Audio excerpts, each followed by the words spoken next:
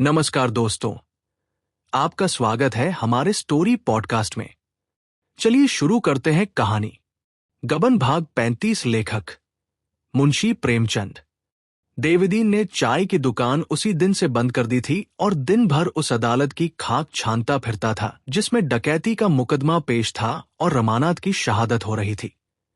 3 दिन रमा की शहादत बराबर होती रही और तीनों दिन देवदीन ने न कुछ खाया और न सोया। आज भी उसने घर आते कुर्ता उतार दिया और एक पंखिया लेकर झलने लगा। फागुन लग गया था और कुछ कुछ गर्मी शुरू हो गई थी, पर इतनी गर्मी न थी कि पसीना बहे या पंखे की जरूरत हो। अफसर लोग तो जाड़ों के कपड़े पहने हुए थे, लेकिन देवदीन पसीने में तर था। उसका चेहरा, जिस पर निष्कपट बुढ़ापा हंसता रहता था, खिसियाया हुआ था, मानो बेगार से लौटा हो। जग्गो ने लोटे में पानी लाकर रख दिया और बोली, चिलम रख दूं। देवदीन की आज 3 दिन से ये खातिर हो रही थी। इसके पहले बुढ़िया कभी चिलम रखने को न पूछती थी। देवदीन इसका मतलब समझता था। बुढ़िया को सजल नजरों से देखकर बोला, नहीं, रहने दो, चिलम न पीऊंगा। तो मुंह हाथ तो धो लो। गर्द पड़ी हुई है, धो लूंगा, जल्दी क्या है। बुढ़िया आज का हाल जानने को उत्सुक थी, पर डर रही थी कहीं देवदीन झुंझला न पड़े। वो उसकी थकान मिटा देना चाहती थी, जिससे देवदीन प्रसन्न होकर आप ही आप सारा वृत्तांत कह चले। तो कुछ जलपान तो कर लो। दोपहर को भी तो कुछ नहीं खाया था। मिठाई लाऊं? लाओ। पंखी मुझे दे दो। देवदीन ने पंखिया दे दी। बुढ़िया झलने लगी। 2-3 मिनट तक आंखें बंद करके बैठे रहने के बाद देवदीन ने कहा, आज भैया की गवाही खत्म हो गई। बुढ़िया का हाथ रुक गया। बोली, तो कल से वो घर आ जाएंगे? देवदीन, अभी नहीं छुट्टी मिली जाती, यही बयान दीवानी में देना पड़ेगा। और अब वो यहां आने ही क्यों लगे? कोई अच्छी जगह मिल जाएगी। घोड़े पर चढ़े चढ़े घूमेंगे, मगर है बड़ा पक्का मतलबी। 15 बेगुनाहों को फंसा दिया, 5-6 को तो फांसी हो जाएगी, औरों को 10-10, 12-12 साल की सजा मिली रखी है। इसी के बयान से मुकदमा सबूत हो गया। कोई कितनी ही जिरह करे, क्या मजाल जरा भी हिचकिचाए। अब एक भी न बचेगा। किसने कर्म किया, किसने नहीं किया, इसका हाल दैव जाने, पर मारे सब जाएंगे। घर से भी तो सरकारी रुपया खाकर भागा था। हमें बड़ा धोखा हुआ। जग्गो ने मीठे तिरस्कार से देखकर कहा, अपनी नेकीबदी अपने साथ है, मतलबी तो संसार है, कौन किसके लिए मरता है। देवदीन ने तीव्र स्वर में कहा, अपने मतलब के लिए जो दूसरों का गला काटे, उसको जहर दे देना भी पाप नहीं है। सहसा 2 प्राणी आकर खड़े हो गए। एक गोरा, खूबसूरत लड़का था, जिसकी उम्र 15-16 साल से ज्यादा न थी। दूसरा अधेड़ था और सूरत से चपरासी मालूम होता था। देवदीन ने पूछा, किसे खोजते हो? चपरासी ने कहा, तुम्हारा ही नाम देवदीन है ना? मैं प्रजामित्र के दफ्तर से आया हूं। यह बाबू उन्हीं रमानाथ के भाई हैं, जिन्हें शतरंज का इनाम मिला था। ये उन्हीं की खोज में दफ्तर गए थे। संपादक जी ने तुम्हारे पास भेज दिया, तो मैं जाऊं ना? ये कहता हुआ वह चला गया। देवदीन ने गोपी को सिर से पांव तक देखा। आकृति रमा से मिलती थी। बोला, आओ बेटा, बैठो। कब आए घर से? गोपी ने एक खटी की दुकान पर बैठना शान के खिलाफ समझा। खड़ा खड़ा बोला, आज ही तो आया हूं। भाभी भी साथ है, धर्मशाला में ठहरा हुआ हूं। देवदीन ने खड़े होकर कहा, तो जाकर बहू को यहां लाओ ना। ऊपर तो रमा बाबू का कमरा है ही, आराम से रहो। धर्मशाला में क्यों पड़े रहोगे? नहीं, चलो, मैं भी चलता हूं। यहां सब तरह का आराम है। उसने जग्गो को ये खबर सुनाई और ऊपर झाड़ू लगाने को कहकर गोपी के साथ धर्मशाला चल दिया। बुढ़िया ने तुरंत ऊपर जाकर झाड़ू लगाया, लपक कर हलवाई की दुकान से मिठाई और दही लाई, सुराही में पानी भरकर रख दिया। फिर अपना हाथ मुंह धोया, एक रंगीन साड़ी निकाली, गहने पहने और बंठन कर बहू की राहत देखने लगी। इतने में फिटन भी आ पहुंची। बुढ़िया ने जाकर जालपा को उतारा। जालपा पहले तो साग भाजी की दुकान देखकर कुछ झिझकी, पर बुढ़िया का स्नेह स्वागत देखकर उसकी झिझक दूर हो गई। उसके साथ ऊपर गई तो हर एक चीज इसी तरह अपनी जगह पर पाई मानो अपना ही घर हो। जग्गो ने लोटे में पानी रखकर कहा, इसी घर में भैया रहते थे। बेटी, आज 15 रोज से घर सूना पड़ा हुआ है। हाथ मुंह धोकर दही चीनी खा लो ना। बेटी, भैया का हाल तो अभी तुम्हें न मालूम हुआ होगा। जालपा ने सिर हिलाकर कहा, कुछ ठीक ठीक नहीं मालूम हुआ। वह जो पत्र छपता है वहां मालूम हुआ था कि पुलिस ने गिरफ्तार कर लिया है। देवीदीन भी ऊपर आ गया था। बोला, गिरफ्तार तो किया था, पर अब तो वह एक मुकदमे में सरकारी गवाह हो गए हैं। प्रयागराज में अब उन पर कोई मुकदमा न चलेगा और शायद नौकरी चाकरी भी मिल जाए। जालपा ने गर्व से कहा, क्या इसी डर से वह सरकारी गवाह हो गए हैं? वहां तो उन पर कोई मामला ही नहीं है, मुकदमा क्यों चलेगा? देवीदीन ने डरते डरते कहा, कुछ रुपए पैसे का मामला था ना।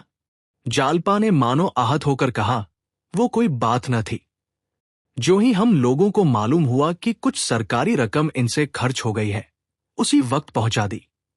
ये व्यर्थ घबराकर चले आए और फिर ऐसी चुप्पी साधी कि अपनी खबर तक न दी। देवीदीन का चेहरा जगमगा उठा, मानो किसी व्यथा से आराम मिल गया हो। बोला, तो ये हम लोगों को क्या मालूम? बार बार समझाया कि घर पर खतपत्तर भेज दो, लोग घबराते होंगे, पर मारे शर्म के लिखते ही न थे। इसी धोखे में पड़े रहे कि प्रयागराज में मुकदमा चल गया होगा। जानते तो सरकारी गवाह क्यों बनते? सरकारी गवाह का आशय जालपा से छिपा न था। समाज में उनकी जो निंदा और अपकीर्ति होती है, ये भी उससे छिपी न थी। सरकारी गवाह क्यों बनाए जाते हैं, किस तरह प्रलोभन दिया जाता है, किस भांति वह पुलिस के पुतले बनकर अपने ही मित्रों का गला घोंटते हैं, ये उसे मालूम था। मगर कोई आदमी अपने बुरे आचरण पर लज्जित होकर भी सत्य का उद्घाटन करे, छल और कपट का आवरण हटा दे, तो वह सज्जन है। उसके साहस की जितनी प्रशंसा की जाए कम है। मगर शर्त यही है कि वह अपनी गोष्ठी के साथ किए का फल भोगने को तैयार रहे। हंसता खेलता फांसी पर चढ़ जाए तो वह सच्चा वीर है, लेकिन अपने प्राणों की रक्षा के लिए स्वार्थ के नीच विचार से, दंड की कठोरता से भयभीत होकर अपने साथियों से दगा करे, आस्तीन का सांप बन जाए तो वह कायर है, पतित है, बहया है। विश्वासघात डाकुओं और समाज के शत्रुओं में भी उतना ही है जितना किसी अन्य क्षेत्र में। ऐसे प्राणी को समाज कभी क्षमा नहीं करता, कभी नहीं। जालपा इसे खूब समझती थी। यहां तो समस्या और भी जटिल हो गई थी। रमा ने दंड के भय से अपने किए हुए पापों का पर्दा नहीं खोला था। उसमें कम से कम सच्चाई तो होती, निंदा होने पर भी आंशिक सच्चाई का एक गुण तो होता। यहां तो उन पापों का पर्दा खोला गया था जिनकी हवा तक उसे न लगी थी। जालपा को सहसा इसका विश्वास न आया। अवश्य कोई न कोई बात हुई होगी जिसने रमा को सरकारी गवाह बनने पर मजबूर कर दिया होगा। हिचकिचाती हुई बोली, क्या यहां भी कोई बात हो गई थी? देवीदीन उसकी मनोव्यथा का अनुभव करता हुआ बोला, कोई बात नहीं। यहां वह मेरे साथ ही प्रयागराज से आए। जब से आए यहां से कहीं गए नहीं, बाहर निकलते ही न थे। बस एक दिन निकले और उसी दिन पुलिस ने पकड़ लिया। एक सिपाही को आते देखकर डरे कि मुझी को पकड़ने आ रहा है, भाग खड़े हुए। उस सिपाही को खटका हुआ, उसने शुभे में गिरफ्तार कर लिया। मैं भी इनके पीछे थाने में पहुंचा। दारोगा पहले तो रिश्वत मांगते थे, मगर जब मैं घर से रुपए लेकर गया तो वहां और ही गुल खिल चुका था। अफसरों में न जाने क्या बातचीत हुई, उन्हें सरकारी गवाह बना लिया। मुझसे तो भैया ने कहा कि इस मामले में बिल्कुल झूठ न बोलना पड़ेगा। पुलिस का मुकदमा सच्चा है, सच्ची बात कह देने में क्या हरज है। मैं चुप हो रहा, क्या करता। जग्गो, न जाने सबों ने कौन सी बूटी सूंघा दी। भैया तो ऐसे न थे, दिन भर अम्मा अम्मा करते रहते थे। दुकान पर सभी तरह के लोग आते हैं, मर्द भी औरत भी। क्या मजाल कि किसी की ओर आंख उठाकर देखा हो। देविदीन, कोई बुराई न थी। मैंने तो ऐसा लड़का ही नहीं देखा। उसी धोखे में आ गए। जालपा ने 1 मिनट सोचने के बाद कहा, क्या उनका बयान हो गया? 3 दिन बराबर होता रहा, आज खत्म हो गया। जालपा ने उद्विग्न होकर कहा, तो अब कुछ नहीं हो सकता?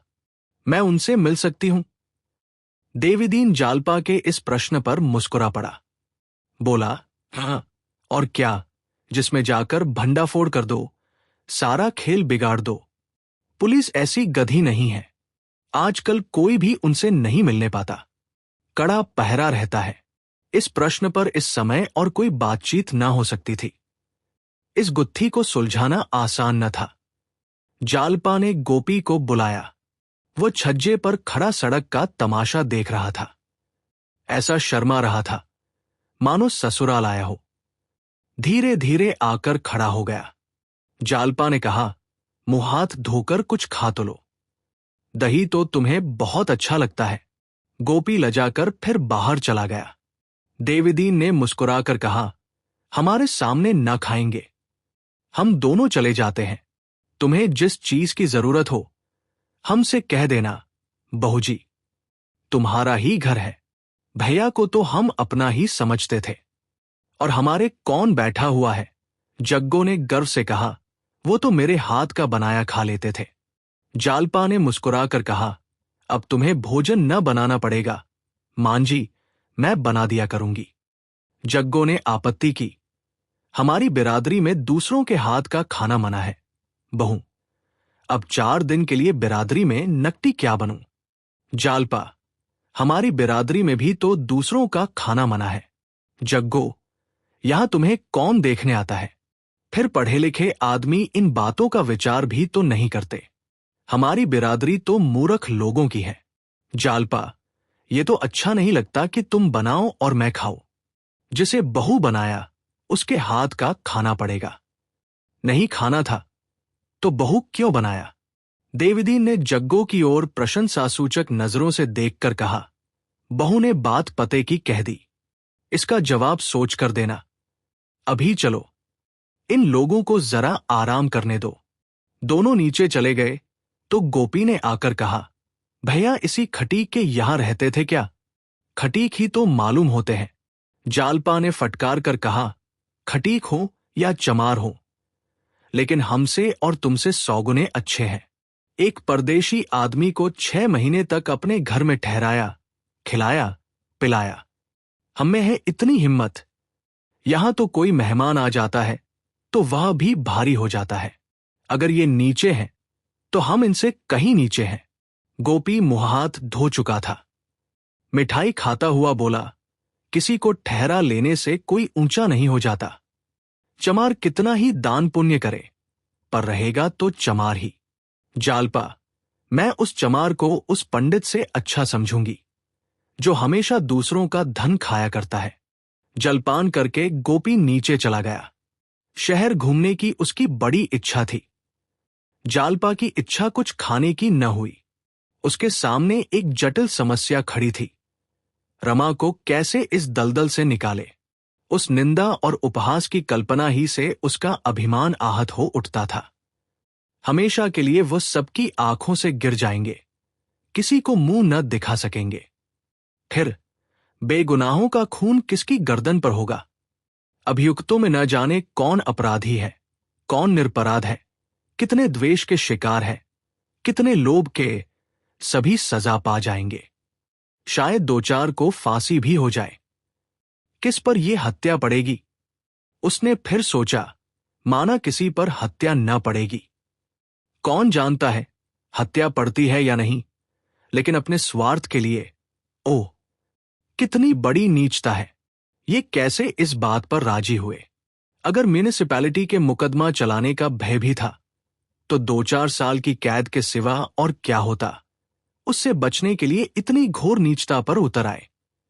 अब अगर मालूम भी हो जाए कि म्युनिसिपैलिटी कुछ नहीं कर सकती तो अब हो ही क्या सकता है? इनकी शहादत तो हो ही गई। सहसा एक बात किसी भारी कील की तरह उसके हृदय में चुभ गई। क्यों न ये अपना बयान बदल दे। उन्हें मालूम हो जाए कि म्यूनिसिपैलिटी उनका कुछ नहीं कर सकती, तो शायद वो खुद ही अपना बयान बदल दे। ये बात उन्हें कैसे बताई जाए? किसी तरह संभव है। वो अधीर होकर नीचे उतर आई और देवदीन को इशारे से बुलाकर बोली, क्यों दादा, उनके पास कोई खत भी नहीं पहुंच सकता? पहरे वालों को 10-5 रुपए देने से तो शायद खत पहुंच जाए। देवदीन ने गर्दन हिलाकर कहा, मुश्किल है। पहरे पर बड़े जचे हुए आदमी रखे गए हैं। मैं 2 बार गया था। सबों ने फाटक के सामने खड़ा भी न होने दिया। उस बंगले के आसपास क्या है? एक ओर तो दूसरा बंगला है, एक ओर एक कलमी आम का बाग है और सामने सड़क है। शाम को घूमने घामने तो निकलते ही होंगे। हाँ, बाहर कुर्सी डालकर बैठते हैं। पुलिस के 2-1 अफसर भी साथ रहते हैं। अगर कोई उस बाग में छिपकर बैठे तो कैसा हो? जब उन्हें अकेले देखे, खत फेंक दे, वो जरूर उठा लेंगे। देवदीन ने चकित होकर कहा, हाँ, हो तो सकता है, लेकिन अकेले मिले तब तो। जरा और अंधेरा हुआ तो जालपा ने देवदीन को साथ लिया और रमानाथ का बंगला देखने चली। एक पत्र लिखकर जेब में रख लिया था। बार बार देवदीन से पूछती, अब कितनी दूर है? अच्छा, अभी इतनी ही दूर, और वहां अहाते में रोशनी तो होगी ही। उसके दिल में लहरें सी उठने लगी। रमा अकेले टहलते हुए मिल जाए तो क्या पूछना। रुमाल में बांधकर खत को उनके सामने फेंक दूं। उनकी सूरत बदल गई होगी। सहसा उसे शंका हो गई, कहीं वो पत्र पढ़कर भी अपना बयान न बदले, तब क्या होगा? कौन जाने अब मेरी याद भी उन्हें है या नहीं। कहीं मुझे देखकर वो मुंह उधर ले तो। इस शंका से वो सहम उठी। देवदीन से बोली, क्यों दादा, वो कभी घर की चर्चा करते थे? देवदीन ने सिर हिलाकर कहा, कभी नहीं। मुझसे तो कभी नहीं की। उदास बहुत रहते थे। इन शब्दों ने जालपा की शंका को और भी सजीव कर दिया। शहर की घनी बस्ती से ये लोग दूर निकल आए थे। चारों ओर सन्नाटा था। दिन भर वेग से चलने के बाद इस समय पवन भी विश्राम कर रहा था। सड़क के किनारे के वृक्ष और मैदान चंद्रमा के मंद प्रकाश में हतोत्साह, निर्जीव से मालूम होते थे। जालपा को ऐसा आभास होने लगा कि उसके प्रयास का कोई फल नहीं है, उसकी यात्रा का कोई लक्ष्य नहीं है। इस अनंत मार्ग में उसकी दशा उस अनाथ की सी है जो मुट्ठी भर अन्न के लिए द्वार फिरता हो। वह जानता है अगले द्वार पर उसे अन्न न मिलेगा, गालियां ही मिलेंगी। फिर भी वो हाथ फैलाता है। उसे आशा का अवलंब नहीं, निराशा ही का अवलंब है। एकाएक सड़क के दाहिनी तरफ बिजली का प्रकाश दिखाई दिया। देवदीन ने एक बंगले की ओर उंगली उठाकर कहा, यही उनका बंगला है। जालपा ने डरते डरते उधर देखा, मगर बिल्कुल सन्नाटा छाया हुआ था। कोई आदमी न था। फाटक पर ताला पड़ा हुआ था। जालपा बोली, यहां तो कोई नहीं है। देवदीन ने फाटक के अंदर झांक कर कहा, शायद ये बंगला छोड़ दिया, कहीं घूमने गए होंगे। घूमने जाते तो द्वार पर पहरा होता। ये बंगला छोड़ दिया तो लौट चले। नहीं, जरा पता लगाना चाहिए। गए कहां? बंगले की दाहिनी तरफ आमों के बाग में प्रकाश दिखाई दिया। शायद खटीक बाग की रखवाली कर रहा था। देवदीन ने बाग में आकर पुकारा, कौन है यहां? किसने ये बाग लिया है? एक आदमी आमों के झुरमुट से निकल आया। देवदीन ने उसे पहचान कर कहा, अरे तुम हो जंगली, तुमने ये बाग लिया है? जंगली ठिगना सा गठिला आदमी था। बोला, हाँ दादा, ले लिया, पर कुछ है नहीं, दंड ही भरना पड़ेगा। तुम यहां कैसे आ गए? कुछ नहीं, यूं ही चला आया था। इस बंगले वाले आदमी क्या हुए? जंगली ने इधर उधर देखकर कनबतियों में कहा, इसमें वही मुखबिर टिका हुआ था। आज सब चले गए। सुनते हैं 15-20 दिन में आएंगे, जब फिर हाई कोर्ट में मुकदमा पेश होगा। पढ़े लिखे आदमी भी ऐसे दगाबाज होते हैं। दादा, सरासर झूठी गवाही दी। न जाने इसके बाल बच्चे हैं या नहीं। भगवान को भी नहीं डरा। जालपा वहीं खड़ी थी। देवदीन ने जंगली को और जहर उगलने का अवसर न दिया। बोला, तो 15-20 दिन में आएंगे। खूब मालूम है। जंगली, हाँ, वही पहरे वाले कह रहे थे। कुछ मालूम हुआ? कहाँ गए हैं? वही मौका देखने गए हैं जहां वारदात हुई थी। देवदीन चिलम पीने लगा और जालपा सड़क पर आकर टहलने लगी। रमा की ये निंदा सुनकर उसका हृदय टुकड़े टुकड़े हुआ जाता था। उसे रमा पर क्रोध न आया, ग्लानि न आई। उसे हाथों का सहारा देकर इस दलदल से निकालने के लिए उसका मन विकल हो उठा।